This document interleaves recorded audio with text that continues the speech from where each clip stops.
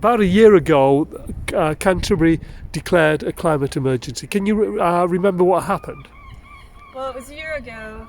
The whole chamber was there to declare a climate emergency after months of work by Extinction Rebellion, encouraging them to do that. So some of our members, some of our very young members, spoke to the council about the need and the urgency for this, because of course this is going to affect young people the most. So the IPCC panel in 2018 said we have 12 years left to change the CO2 emissions around.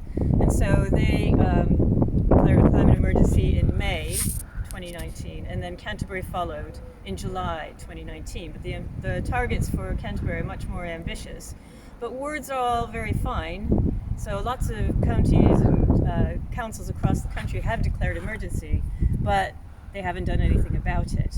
So what we're looking for is vast changes in what Canterbury is like, Canterbury and district. It's going to mean, zero carbon emissions, it means insulating houses, it means addressing transport, and that's where the Citizens' Assembly comes in, is that it's not for the politicians to make those decisions. We have the information. The Citizens' Assembly, which is like a big jury of people from around the district, a sample of the people in the district get together, about 100 people, with experts who explain to them what the different options are and what the situation is. And then they answer questions about, well, what should we do about transport? What can we do about homes? What can we do about our food supplies? And they come up with recommendations, and hopefully that would be binding in law, and then the council just implements that. So the UK has a climate assembly, which was commissioned by 6 departments. But it's unlike the French Citizens' Assembly. The UK one is not binding in law. So their report came out in 25th of June this year, and the full report's been delayed until September. But unlike the one in France, which was commissioned by President Macron, the French one is binding in law.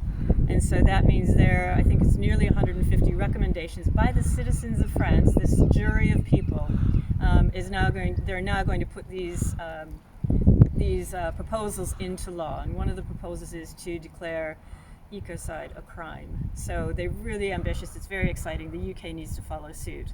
And Canterbury can use the Citizens' Assembly on not only just on the climate issue, the climate and ecological emergency, which is of course important, but also on other decisions that need to be made around the district. So, about what do we do about the retreating shoreline or flooding in Whitstable or that kind of thing. So Citizens' Assembly has been shown to work all over the world. And when the politicians don't do anything, it's for the people to take charge. And the evidence shows that